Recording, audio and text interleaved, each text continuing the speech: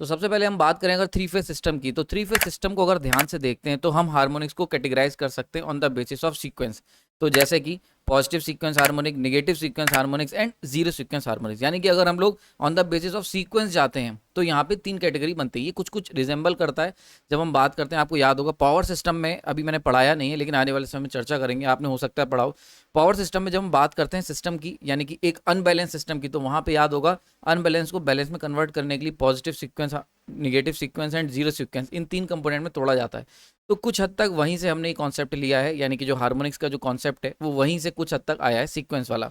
चलो देखते हैं कि क्या चीज़ होती है।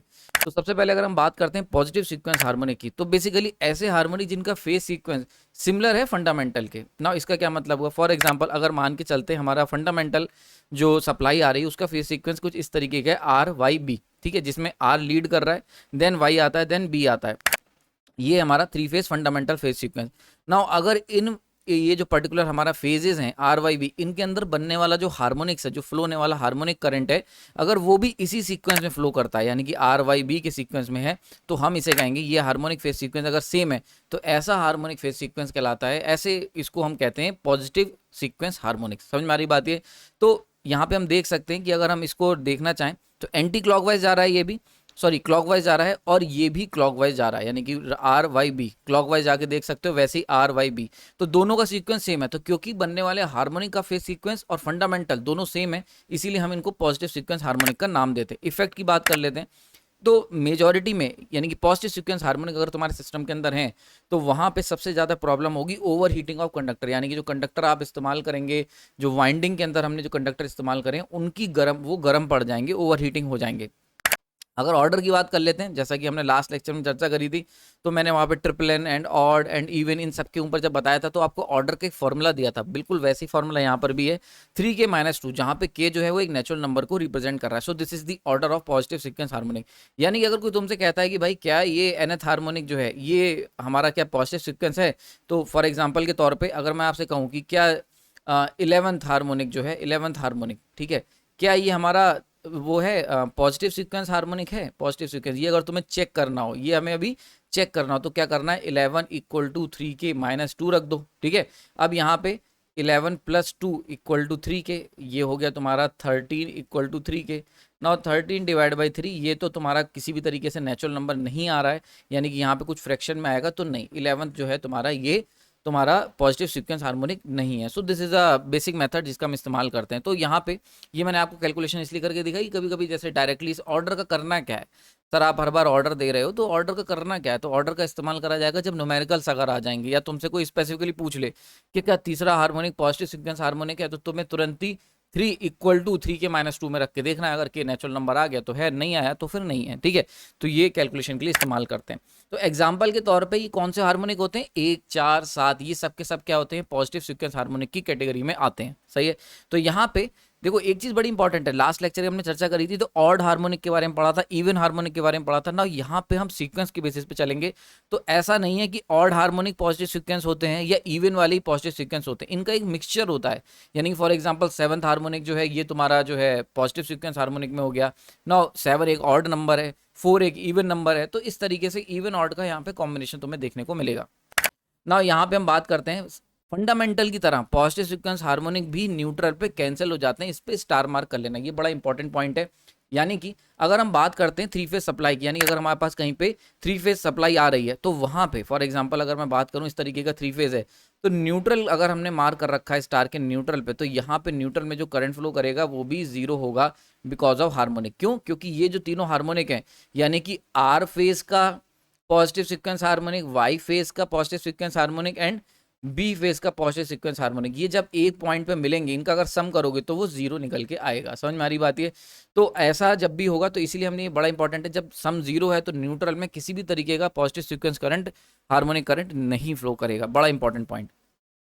नाउ यहाँ पे यानी क्या मतलब हुआ कि 0 current in the neutral wire, neutral wire में कोई करंट फ्लो नहीं करेगा। यानी कि बिल्कुल जो मैंने अभी डायग्राम बना के दिखा है उसको जरा कलरफुल देख लेते हैं। तो अगर हम बात करते हैं सिस्टम की आर वाई वी फेज, तो यहाँ पे नॉर्मली न्यूट्रल करंट 0 होता है अगर हमारा बैलेंस सिस्टम है, ठीक है, ये सब हम लोग जानते हैं कि अगर स्टार बैलेंस सप्लाई में है तो ऐसे केस में न्यूट्रल में कोई करंट फ्लो नहीं करेगा, क्यों? क्योंकि सारे करंट एक दूसरे को कैंसिल आउट कर देते हैं। उसी तरीके से अगर हार्मोनिक की बात करते हैं, हार्मोनिक पॉजिटिव सीक्वेंस हार्मोनिक की, तो इसका भी नेट सम जीरो होता है अगर हम इसको न्यूट्रल पे देखें, क्योंकि नेट सम जीरो है तो न्यूट्रल पे करंट भी जीरो होगा।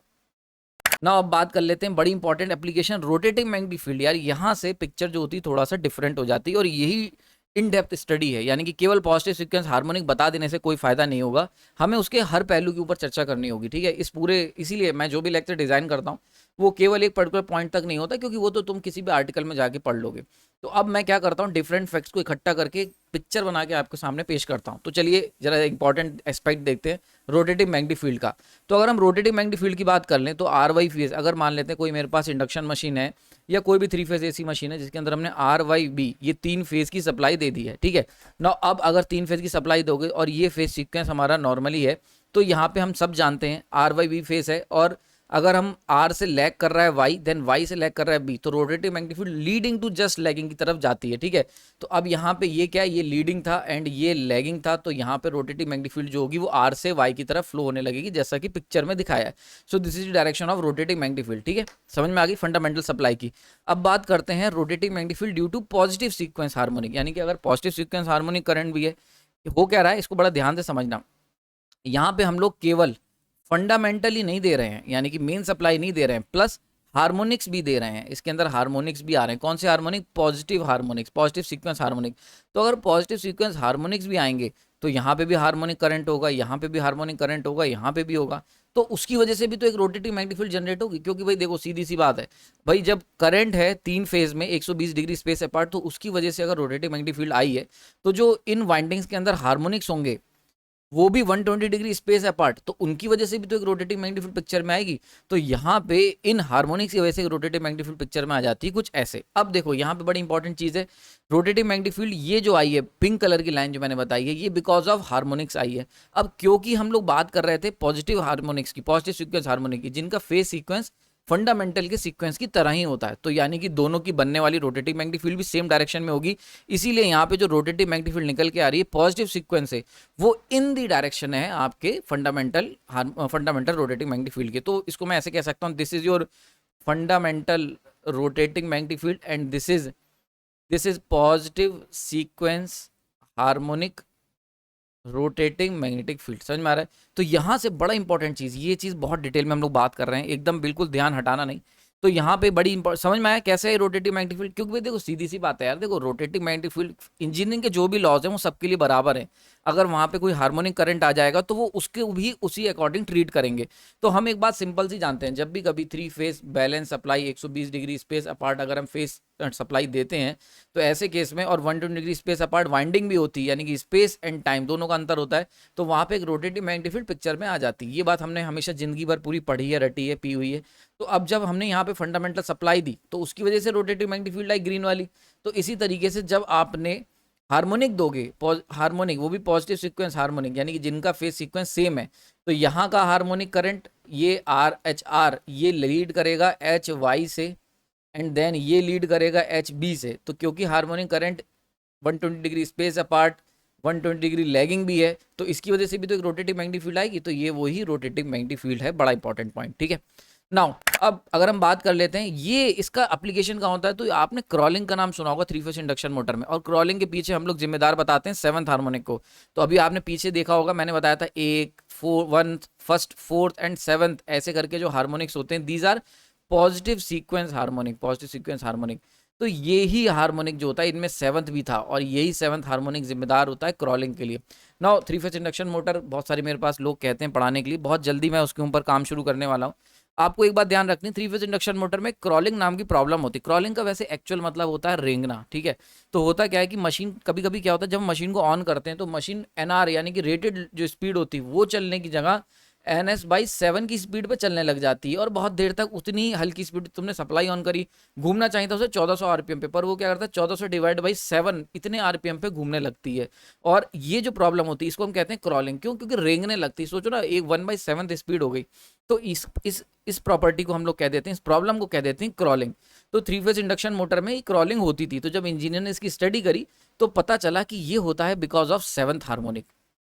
और सेवंथ हार्मोनिक जो है ये जनरेट, अब ऐसा क्यों होता है भाई सेवंथ हार्मोनिक से, ये प्रॉब्लम कैसे आगे पिक्चर में, तो एक्चुअली सेवंथ हार्मोनिक जो होता है ये क्रिएट करता है पॉजिटिव सीक्वेंस हार्मोनिक, और पॉजिटिव सीक्वेंस हार्मोनिक की वजह से जनरेट होती है रोटेटिव मैग्नेटिक फील्ड। ठीक है, अब ये जो रोटेटिव मैग्नेटिक फील्ड है ये क्या करती है, ये जो रोटर को जो फंडामेंटल से चलना चाहिए था एनआर की स्पीड पे, सर्टेन एनआर की स्पीड पे फंडामेंटल की वजह से, वो उसको ना चलने देके इसको एनआर या एनएस बाई 7 की स्पीड पे चलाती है। ठीक है, तो ये यानी कि अगर हम इसको ओवरऑल कंक्लूड करें तो सेवंथ हार्मोनिक की बनने वाली rotative magnetic field plus fundamental, ये दोनों जब मिलते हैं तो मोटर की स्पीड जो होती है वो NS/7 पे जाके अटक जाती है। So this is the main problem of in 3 phase induction motor named as crawling. ठीक है, तो अगर आप चाहते हो कि क्रॉलिंग ना हो, ये इस तरीके की मोटर ना जाम हो, तो हमें सेवंथ हार्मोनिक को पिक्चर से दूर करना पड़ेगा। सो this is the application of positive sequence, यानी कि पॉजिटिव सीक्वेंस जो हार्मोनिक हमने सुना है उसका ये एप्लीकेशन है जो हमें साफ साफ, तो जो कॉन्सेप्ट को ना अलग अलग बिखेर के मत पढ़ो, उनको एक साथ यूनाइट करके पढ़ो, कनेक्टिंग दी डॉट करके, तब तुम्हें नॉलेज में कन्वर्ट होंगी जो भी फैक्ट्स हैं, वरना वो सारे फैक्ट्स रह जाएंगे, सारी चीजें रटनी पड़ेंगी और समय आने पे काम नहीं आएगी। समझ में आ रहा है? So this is the fundamental of positive sequence harmonic, पूरा इन डेप्थ स्टडी। आगे चलते हैं ना, यहाँ पे बात कर लेते हैं सेकंड हार्मोनिक की जो कि नेगेटिव सीक्वेंस हार्मोनिक। ना इसके अंदर क्या होता है, जैसा कि डेफिनेशन है कि ऐसे हार्मोनिक जिनका फेज सीक्वेंस जो होगा भाई अपोजिट होगा फंडामेंटल के, यानी कि इसका क्या मतलब हुआ कि अगर फंडामेंटल हमारा RYB है, ठीक है, 3 फेज फंडामेंटल सीक्वेंस, तो इनका जो फेज सीक्वेंस होगा वो RBY हो जाएगा, RYB की जगह। हम जानते थे ये चीज़ हमने पढ़ी है कि अगर कोई तुमसे कहे कि 3 फेज फंडामेंटल है, 3 फेज अगर सप्लाई आ रही है RYB, अगर इसे रिवर्स करना है इसके सीक्वेंस को, सीक्वेंस तो ये है, अगर इसे रिवर्स करना है तो क्या करो RBY, यानी कोई दो फेजेस को इंटरचेंज कर दो, तो B को इधर भेज दो, Y को इधर भेज दो। अगर ऐसा कर दोगे तो अब क्या होगा RYB ये हो जाएगा। तो इससे क्या होता है, ये कॉन्सेप्ट का इस्तेमाल हम लोग बहुत बार करते हैं जब हम लोग 3 फेज इंडक्शन मोटर की डायरेक्शन को रिवर्स करना चाहते हैं। यानी कि अगर कोई तुम्हें डायरेक्शन रिवर्स करनी है तो 3 फेज इंडक्शन मोटर की अगर तुम्हें डायरेक्शन को रिवर्स करना है तो क्या करना पड़ेगा, रोटेटिव मैग्नेटिक फील्ड की डायरेक्शन को रिवर्स करना पड़ेगा, और इसके लिए क्या करना पड़ेगा, कोई भी दो फेज को इंटरचेंज कर दो, कोई भी दो फेज को इंटरचेंज कर दो। अगर ये कर दिया तो सारा काम हो जाएगा। सो this is the main concept, समझ में आ रही बात ये। तो यहाँ पे यही क्या है, तो ये हो जाते हैं harmonic phase sequence of negative harmonics. यानी अगर नेगेटिव हार्मोनिक्स की, नेगेटिव सीक्वेंस हार्मोनिक की बात करेंगे तो इनका फेज सीक्वेंस ये होता है। तो अगर पॉजिटिव का हम देखें तो क्लॉकवाइज था, तो इनका जो होगा एंटी क्लॉकवाइज फेज हो जाएगा। क्लियर हो गया यहाँ पे, समझ में आ गई ना। यहाँ से एक चीज और पता चलती है, एक बड़ा इंपॉर्टेंट पॉइंट जो पीछे भी था, कैंसिल आउट एंड न्यूट्रल, यानी कि ये भी कॉमन है। समझ में आ रहा है? तो पॉजिटिव सीक्वेंस भी जीरो पे, न्यूट्रल पे कैंसिल आउट हो जाएंगे, यानी कि नेट सम जो होगा वो जीरो होगा। वैसे ही नेगेटिव सीक्वेंस हार्मोनिक जो होंगे इनका भी जो नेट सम होता है नेगेटिव सीक्वेंस हार्मोनिक करंट का, वो भी जीरो होता है, यानी कि न्यूट्रल पे किसी भी तरीके का करंट फ्लो नहीं करता है because of negative sequence harmonic. तो अगर मान के चलते हैं हमने ये 3 फेज सिस्टम लिया है और इसके अंदर पॉजिटिव सीक्वेंस हो या फिर नेगेटिव सीक्वेंस हो, तो न्यूट्रल के अंदर किसी भी तरीके का करंट इनकी वजह से नहीं आएगा। समझ में आ रहा है? तो neutral current because of harmonic of positive sequence और नेगेटिव सीक्वेंस इज जीरो। कोई भी करंट न्यूट्रल वायर में फ्लो नहीं करेगा बिकॉज ऑफ पॉजिटिव और नेगेटिव सीक्वेंस हार्मोनिक। क्लियर हो गया होगा? नाउ अब यहाँ पे बड़ा इंटरेस्टिंग फैक्ट आता है रोटेटिंग मैग्नेटिक फील्ड के बारे में ना। उससे पहले ऑर्डर देख लेते हैं। ऑर्डर क्या होता है इसका, 3k-1 होता है, k यहाँ पे नेचुरल नंबर है।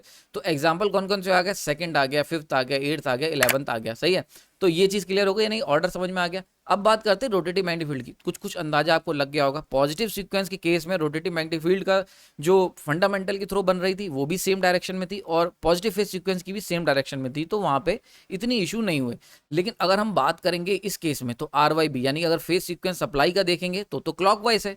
पर जब बात आती है नेगेटिव फेज सीक्वेंस की, बिकॉज ऑफ नेगेटिव हार्मोनिक की, तो वो जो होगी वो कितनी होगी, अपोजिट डायरेक्शन में बनेगी ना। यहाँ पे देख सकते हो जो रोटेटिव मैग्नेटिक फील्ड बन रही है due to negative sequence harmonic, वो कैसी बन रही है, वो अपोजिट बन रही है। This is the main problem जो कि 3 फेज इंडक्शन मोटर में आ जाती है अगर फिफ्थ हार्मोनिक रहा। समझ में आ रही बात है? ये फिफ्थ हार्मोनिक बहुत बड़ा रोल प्ले करता है। सेकंड तो जनरली नहीं मिलता है, यानी क्योंकि इवन सिमेट्री जो होती है हमारी हाफ वेव सिमेट्री, उसकी वजह से सेकंड हार्मोनिक इवन वाले तो गायब हो जाते हैं। पर ये जो फिफ्थ हार्मोनिक है, ये जो 11th है, ये मामला बिगाड़ देते हैं। समझ में आ रही बात ये? तो यहाँ पे देख सकते हो कि फंडामेंटल जैसा हमने पीछे देखा था, फंडामेंटल जब था उसकी और पॉजिटिव सीक्वेंस हार्मोनिक, तो वहां तो सेम फेज में बन रही थी because of same phase sequence. But negative के केस में ये देख सकते हो अपोजिट डायरेक्शन में बनेगी ना। अब ऐसे केस में क्या होगा, ये जब डायरेक्शन इसकी अपोजिट है तो इसकी वजह से रोटर, ये जो रोटर है ना, ये है हमारा रोटर, बढ़िया सा प्यारा सा। तो रोटर क्या करता है, रोटर तो भाई सीधी सी बात है वो इन दी डायरेक्शन ऑफ रोटेशन घूमेगा, यानी कि रोटर के अंदर बनने वाला जो टॉर्क है वो रोटेटिव मैग्नेटिक फील्ड की डायरेक्शन में होगा। टॉर्क जो होगा वो इन दी डायरेक्शन ऑफ RMF। अब पॉजिटिव सीक्वेंस मतलब जो फंडामेंटल सप्लाई आ रही है उसकी वजह से जो टॉर्क बन रहा है वो बन रहा है क्लॉकवाइज डायरेक्शन में, बहुत ही सही, कोई दिक्कत नहीं। पर ये जो फिफ्थ सीक्वेंस हार्मोनिक आ गया, फिफ्थ हार्मोनिक यानी कि निगेटिव सीक्वेंस, इसकी वजह से जो रोटर टॉर्क बन रहा है वो किधर बन रहा है भाई, वो बन रहा है अपोजिट डायरेक्शन में, समझ में आ रहा है। तो ये जो फिफ्थ हार्मोनिक था या कह सकते हैं negative sequence harmonic, complete word use करेंगे।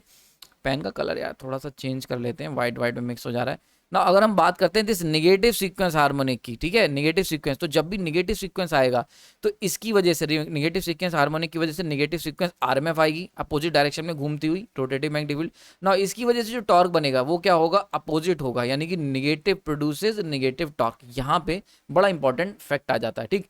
तो अब क्या हुआ, अगर हम रोटर से पूछें, अगर हमारे पास रोटर होता तो रोटर में एक टॉर्क बन रहा है, टॉर्क ड्यू टू फंडामेंटल जो कि इन दी डायरेक्शन है यानी कि क्लॉकवाइज है, और एक टॉर्क छोटा सा बन रहा होगा टॉर्क अपोजिट डायरेक्शन में due to negative sequence harmonic, ठीक है। तो ये जो निगेटिव सीक्वेंस हार्मोनिक वाला है ये फंडामेंटल के अपोजिट है, तो ऐसे में जो नेट टॉर्क होगा टी नेट वो कितना हो जाएगा, वो फंडामेंटल, क्योंकि ये बड़ा है fundamental component, minus T negative sequence harmonic. अब ऐसे केस में क्या हुआ, जो नेट टॉर्क था ये क्या होगा, ये हो जाएगा तुम्हारा वीक। बहुत इंपॉर्टेंट पॉइंट, तो नेट टॉर्क आपका क्या हो गया, नेट टॉर्क आपका हो गया वीक। तो इसकी वजह से बहुत इंपॉर्टेंट चीज आ जाती है कि मोटर जो होती है वो स्लो डाउन हो जाती है, तो स्लो डाउन का इफेक्ट हमें इसमें भी देखने को मिलता है। क्लियर हो गया, समझ में आ गई।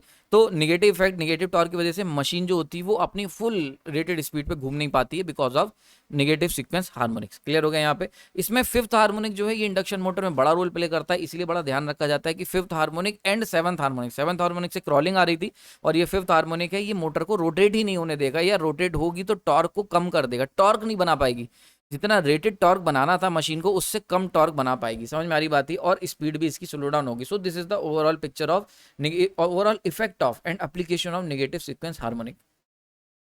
नाउ अब बात कर लेते हैं लास्ट हार्मोनिक की। नाउ अभी तक लग रहा होगा यार पॉजिटिव ने बड़ा इंपॉर्टेंट रोल प्ले करा, नेगेटिव ने बड़ा इंपॉर्टेंट रोल प्ले करा, पर अब मैं आपको बताता हूँ जीरो सीक्वेंस सबसे ज्यादा मशीन को अफेक्ट करता है। देखते हैं कैसे।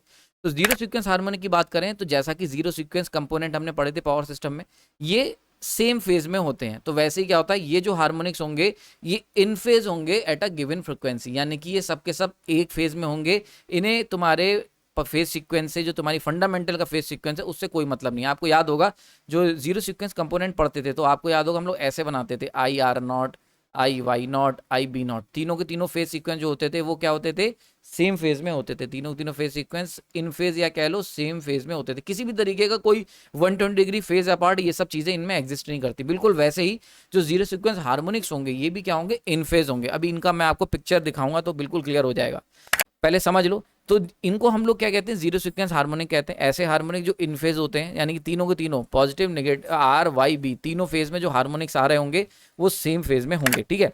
नाउ ये क्या होंगे, बेसिकली एक बड़ी इंपॉर्टेंट चीज कही जाती है, this is the integral multiple of third harmonic, यानी कि जीरो सीक्वेंस हार्मोनिक जो होते हैं ये इंटीग्रल मल्टीपल होते हैं थर्ड हार्मोनिक के। इंटीग्रल मल्टीपल मतलब इंटीजर, यानी कि 3 into 1, एक ये हो गया 3 into 2, 3 into 3, 3 into 4, ये सारे सारे, यानी 3 into 1 मतलब third harmonic, sixth harmonic, ninth harmonic, 12th harmonic, ये सब के सब, ये जितने भी देख रहे हो ना, these all comes under the category of zero sequence harmonic. समझ में आ रही बात है, बिल्कुल क्लियर हो रहा होगा एक एक पिक्चर। तो समझ में आया। तो जीरो सीक्वेंस हार्मोनिक मतलब ऐसे हार्मोनिक जो इंटीग्रल मल्टीपल होते हैं थर्ड हार्मोनिक के, वो इस पिक्चर की इस कैटेगरी के अंदर आते हैं। पॉजिटिव सीक्वेंस हमने देखा था, पॉजिटिव सीक्वेंस इसमें कौन कौन से थे, पहला था और सातवां था, ऐसे करके थे। निगेटिव देखा, निगेटिव में हमने देखा पांचवा था, ये सब देखा। अब हम बात कर रहे हैं जीरो सीक्वेंस की, इसमें कौन से आते हैं, थर्ड, सिक्स्थ, नाइन्थ, ये हार्मोनिक। क्लियर हो गया, ये सब याद रखना है आपको ना। अब अगर हम बात करते हैं ऑर्डर की, तो इनका ऑर्डर क्या फॉर्मूला होता है, 3K, बिल्कुल सिंपल है, मतलब थर्ड हार्मोनिक का इंटीग्रल मल्टीपल, सिंपल सा, इतना सा वैसे, इतना सिंपल। तो K equal to natural number है यहाँ पे, ये याद रखना है। तो अब तुम्हें कोई भी चेक करना है, इसका चेक करना बड़ा आसान है। यानी अगर मैं तुमसे कहूँ कोई भी नंबर दे दूं तुम्हें, XYZ, अगर ये 3 से डिविजिबल है तो तुम्हारा थर्ड ये जीरो सीक्वेंस हार्मोनिक है, और अगर ये 3 से डिविजिबल नहीं है तो जीरो सीक्वेंस हार्मोनिक नहीं है। बस इतना सिंपल सा आपको काम करना है। जो भी तुम्हें nth ऑर्डर दे रखा है उसको डिवाइड कर देना है 3 से, और अगर ये पूरा का पूरा डिविजिबल हो गया 3 से तो आपका वो जो हार्मोनिक है वो जीरो सीक्वेंस हार्मोनिक की तरह काम करेगा। यानी कि उसका तीनों फेज में जब वो मौजूद होगा तो मतलब वो कैंसिल सेम फेज में होगा, ठीक है। नाउ समझ में आ गई बात ये। अब 369 एग्जाम्पल हो गया। एक बहुत इंपॉर्टेंट नोट याद रखना, इस पे स्टार मार्क कर लेना, ये सब कुछ बदल देगा। इस नोट का मतलब समझ लो, ये बड़ा इंपॉर्टेंट है कि जितने भी ट्रिपल एन हार्मोनिक्स हैं वो जीरो सीक्वेंस हार्मोनिक्स होते हैं, पर जितने भी जीरो सीक्वेंस हार्मोनिक हैं वो सब के सब ट्रिपल एन नहीं होते। रीजन क्या है इसका अंतर, बहुत सारे लोगों को पता होगा। अगर आपने मेरा ये वाला पिछला जस्ट प्रीवियस लेक्चर देखा है जिसमें मैंने चर्चा करी थी even, odd, triplen, non triplen, इनके ऊपर चर्चा करी थी, अगर ये वाला लेक्चर देखा है तो तुम इसका आंसर दे सकते हो। अगर नहीं देखा है तो मैं यहाँ बता देता हूँ। जनरली जो ट्रिपल एन हार्मोनिक्स होते हैं, these are the odd integer multiple, odd integer multiple of 3। समझ में आ रहा है बात ये? तो यानी कि 3 की टेबल आके बंद करके नहीं पढ़नी होती। ट्रिपल एन हार्मोनिक्स कौन से होते हैं, यानी कि ऑड इंटीजर मतलब 3 इंटू 1। अब 3 इंटू 2 नहीं लेंगे, 2 क्योंकि इवन इंटीजर हो गया, तो ऑड इंटीजर कौन सा, वो 3 इंटू 3, 3 इंटू 5, 3 इंटू 7। तो दीज आर ऑड इंटीजर। ये क्या होगा, ये होगा तुम्हारे ऑड इंटीजर। तो ये जो ऑड इंटीजर का जो मल्टीपल होता है ना, इसको हम कहते हैं ट्रिपल एन हार्मोनिक। तो यानी ट्रिपल एन हार्मोनिक की अगर डेफिनेशन अगर हम निकालें कौन कौन से होंगे, तो third harmonic, ninth harmonic, 15th harmonic, 21st harmonic, these are all triplen harmonic. समझ में आ रहा है? लेकिन क्या ये थर्ड हार्मोनिक है? तो देखो बड़ा इंपॉर्टेंट चीज दे रखी है, जितने भी ट्रिपल एन हार्मोनिक है वो सब जीरो सीक्वेंस हार्मोनिक तो श्योर होंगे। क्यों? क्योंकि जीरो सीक्वेंस का मतलब हो गया integral multiple of third harmonic, यानी 3 की टेबल का पार्ट है। तो क्या 3 3 से डिवाइड हो जाएगा? यस हो जाएगा। 9 भी हो जाएगा, 15 भी हो जाएगा, 21 भी हो जाएगा। तो ये सब के सब जीरो सीक्वेंस हार्मोनिक्स तो हैं। अब ये नेक्स्ट लाइन पे आते हैं, but all zero sequence harmonics, यानी कि जीरो सीक्वेंस जितने भी हार्मोनिक हैं वो सबके सब ट्रिपल एन नहीं होते। यानी कि एग्जांपल इसका कौन सा है, सिक्स हार्मोनिक। अब देखो सिक्स, देखो 6 3 से डिविजिबल है, हाँ है। तो यानी कि ये क्या हो गया, जीरो सीक्वेंस हार्मोनिक हो गया। पर क्या ये ऑड इंटीग्रल मल्टीपल है 3 का? नहीं नहीं भाई, ये तो 3 इंटू 2, 2 क्या है, इवन इंटीग्रल मल्टीपल हो गया। तो दिस इज नॉट अ, यानी कि not a triplen harmonic. समझ में आ रही बात? ये ट्रिपल एन हार्मोनिक।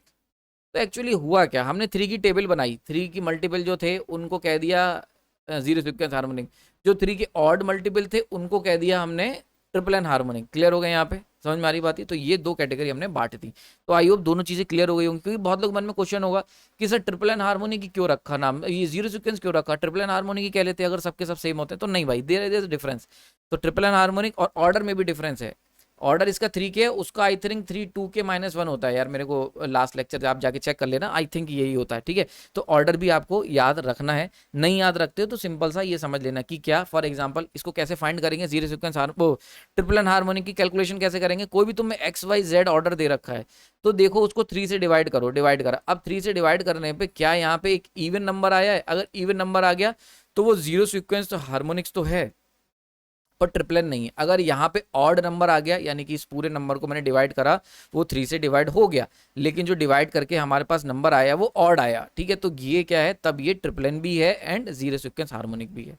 तो इस तरीके से हम कैलकुलेशन कर सकते हैं। आई होप समझ में आ गया होगा। तो अगर आप चाहते हो कि इसके ऊपर मैं कुछ न्यूमेरिकल करा दूं तो कमेंट सेक्शन में कर देना। आई थिंक यार मैंने लगभग कवर कर दिया है और ये कर सकते हो खुद से। अगर फिर भी तुम चाहते हो कि मैं थोड़ा सा हार्मोनिक के ऊपर ये बता दूं कि यार कैसे फाइंड करना है, तो उसके लिए मैं एक सेपरेट वीडियो बना दूंगा कमेंट सेक्शन में, अगर अच्छे खासे कमेंट आते हैं तो। चलिए आगे चलते हैं। नाउ एग्जांपल देख लेते हैं। 12 जैसे मैंने बताया था, 12 को अगर डिवाइड कर लेते हैं यहाँ पे, 12 डिवाइड बाई 3, तो ये आ गया 4। ठीक है, तो 4 क्या है, 4 तुम्हारा जो निकल के आया ये क्या, इवन नंबर है। तो ये इवन क्योंकि है, इवन है, इसका मतलब क्या हुआ, ये तुम्हारा जीरो सीक्वेंस हार्मोनिक तो है, क्योंकि 3 से डिवाइड हो गया, 3 से डिवाइड हो गया तो जीरो सीक्वेंस तो है ये, जीरो सीक्वेंस। लेकिन 4 इज एन इवन नंबर, तो ये ट्रिपल एन नहीं है। समझ में आ रहा है? जीरो सीक्वेंस है but not triplen. Okay, now अब बात कर लेते हैं जीरो सीक्वेंस हार्मोनिक के सबसे इंपॉर्टेंट पॉइंट के बारे में, जिसका सबसे ज्यादा एप्लीकेशन है। वो ये है कि भाई जीरो सीक्वेंस हार्मोनिक जो होते हैं वो कैंसिल नहीं होते न्यूट्रल पे। ये इनकी सबसे बड़ी समस्या है। यानी कि अगर मान के चलते हैं 3 फेज सिस्टम मैंने लिया, ठीक है, और उनमें न्यूट्रल लगा दिया, ऐसे एक सिस्टम था जिसके अंदर पॉजिटिव सीक्वेंस हार्मोनिक फ्लो कर रहे थे, एक सिस्टम था जिसके अंदर नेगेटिव सीक्वेंस हार्मोनिक फ्लो कर रहे थे, एक सिस्टम था जिसमें जीरो सीक्वेंस हार्मोनिक फ्लो कर रहे थे। 3 अलग अलग सिस्टम, तीनों में अलग अलग हार्मोनिक। पॉजिटिव सीक्वेंस हार्मोनिक में जब हमने यहाँ पे एमीटर लगा के चेक करा तो I neutral because of harmonic equal to 0। Negative sequence में जब हमने चेक करा तो I neutral because of harmonic equal to 0।